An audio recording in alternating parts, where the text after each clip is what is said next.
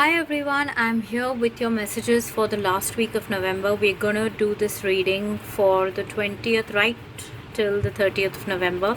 And I have worked with my very own deck, the Shiva Oracle cards. I thought let's end the month with messages from Shiva. And this is a deck that I have co-created with my soul sister Louisa Richie Wise of Wise Woman Insights.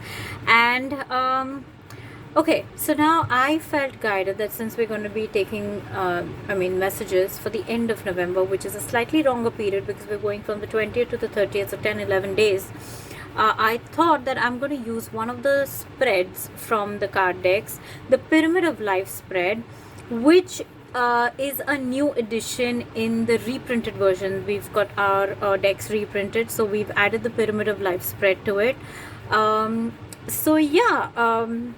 Let me just explain the spread to you. The cards are laid out in the form of a pyramid. All right. There are 3 cards in the first line, then 2 above that, and then 1 on top. And the 3 cards in the first line pertain to their messages pertaining to a physical health and physical life, like physical body and material life, and the physical level of existence. Okay, then the next 2 are about the mind and the emotions, and the top one pertains to the soul. Now I have drawn the cards, all right, and I don't know what they are. They are face down. I can't show you now because this camera doesn't flip over. Anyway, so yeah, let us just start the reading, because here you don't get to choose your card, but I'm going to be holding it out. So the first card pertaining to our physical level of existence is Abhishek, bathing in divine light. Alright, so this card is more about if there are any health issues that you are facing. I'm getting some rashes, allergies, or any other physical health condition. You can literally close your eyes and just visualize yourself bathing in Shiva's light and his energy, like a shower. You just have to visualize it, okay? And he's saying that it'll all get washed away, whatever it is. Any toxicity because of which that has manifested. Just imagining bathing in his divine light can help or expedite the healing process. The second message pertaining to the body is wisdom. Okay, knowledge and spiritual downloads. What I'm getting is that this card particularly pertains to someone's health condition, and you are running from pillar to post trying to find a remedy or a resolution, and he is saying that wisdom and download is available to you. Just listen to your inner voice. We don't trust it. We feel it's our imagination, but this card is a validation that there is an inner voice that's trying to tell you how to heal it. All of us have natural healing abilities, irrespective, without exception. We are all capable of healing ourselves, all of us. The difference is that, say, people like us who are healers believe in our ability to do so, and who are not healers or who are not totally onto this path doubt their abilities to do so. That's about it. Everybody can heal themselves and receive that intelligence. The body has an intelligence of its own, very, very capable of healing itself. So if you are not understanding what is the solution to your health issue or health condition, or the health condition of a loved one, whoever, then just close your eyes and ask Shiva to give you a message, or ask your body to give you a message pertaining to the resolution. You will receive it, and trust what you receive. It doesn't have to make sense. Just make a note. Do this every day. Do this for some time, and it will make sense over a period of time. So see how you feel about this, because you can try everything around you, but don't exclude your own body's intelligence and your inner voice. Include that in your healing journey and process. So yeah, this message is not about discarding all your other remedies. It's about including yourself also in the process and your inner intelligence. Alright, the third card pertaining to the body is the ash, rise like a phoenix. So this card in the deck is about the bhasma that we know as per mythology, when Shiva destroyed the evil, and he took the ashes and donned it on his forehead as a mark of overcoming a victory over evil.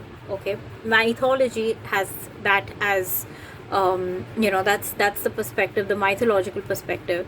So we were guided to use this, the ashes, the bhasma, as a card denoting rising from the ashes, like overcoming our inner demons and challenges and rising like a phoenix from those inner demons. So what I'm getting is your health condition, okay, you have the ability to rise from it.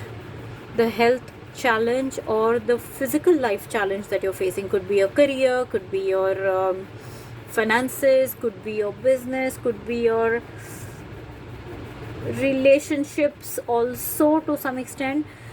All those earthly things or aspects, you just need to use your inner wisdom. You just need to firstly allow his light to wash off all the negativity, then let his wisdom guide you, and let your inner intelligence guide you on what you should do in this situation, and then rise like a phoenix above this, no matter how challenging, but you have it in you to rise above this, like emerge from the ashes, literally like the phoenix.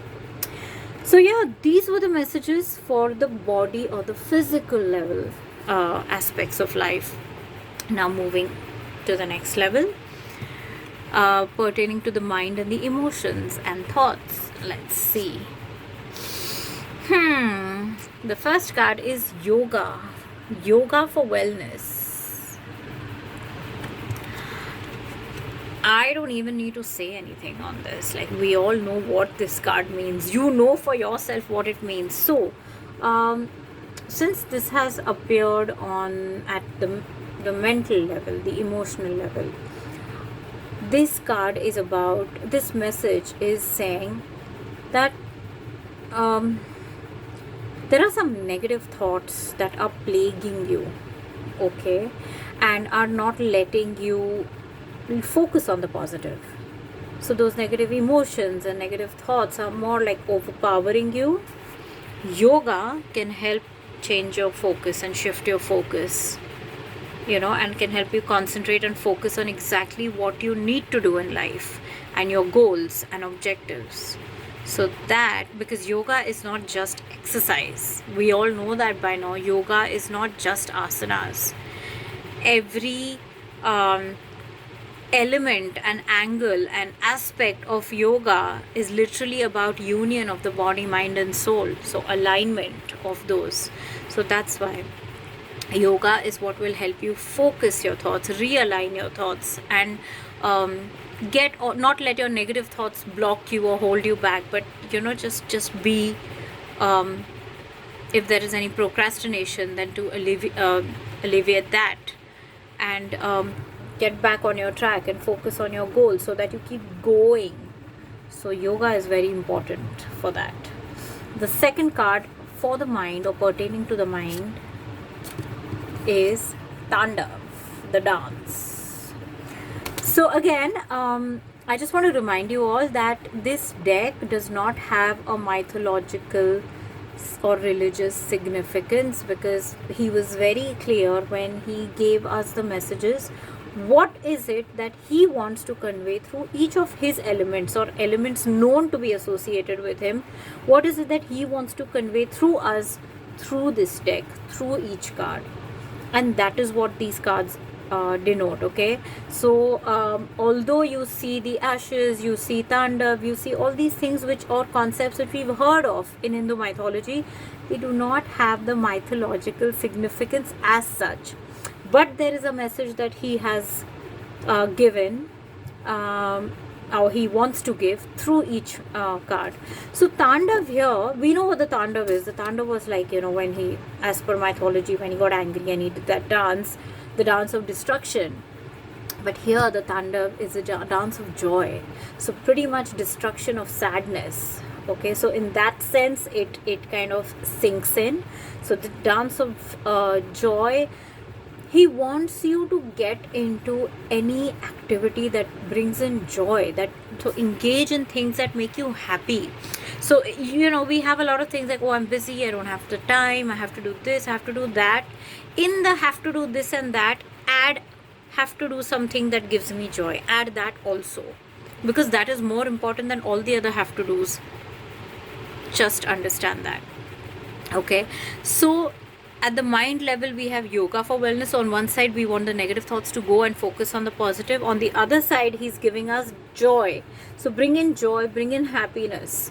Do things and invest yourself emotionally and energetically and in every way in activities that give you joy, sheer joy. It's not about the money. It's about the joy. It could be a hobby, a passion, it could be anything. Just make time for it. Let joy slowly overpower any of those negative thoughts that you have. Let them just be replaced. Okay? That being said, the last card of the spread, which is for the soul, is the Ganges, divine purity. The river Ganga, which we have seen flowing through his hair. Okay, this card, okay, let me just hold it out again. I don't know if you can see it. But if you see this card, we have the Ganges flowing, and it's flowing on a baby who's sitting on the back of a cow. Okay, a small cow.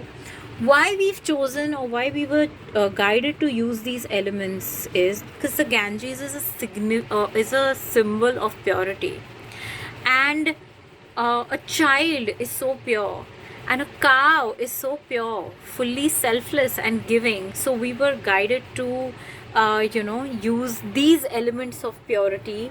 So the purity of the purity of the Ganges, and just flowing on the purest form of physical beings. In human beings, we're the purest when we're a baby, and in animals, a cow is very, very pure. So that is why we've shown that purity just overflowing. This card is telling us at the soul level that we are all pure, which is true. We are all a fragment of the divine. So no matter what we may have done or said or thought, nothing can tarnish that.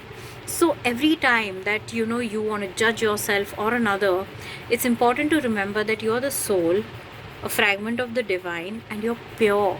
At your core, you are pure. Okay?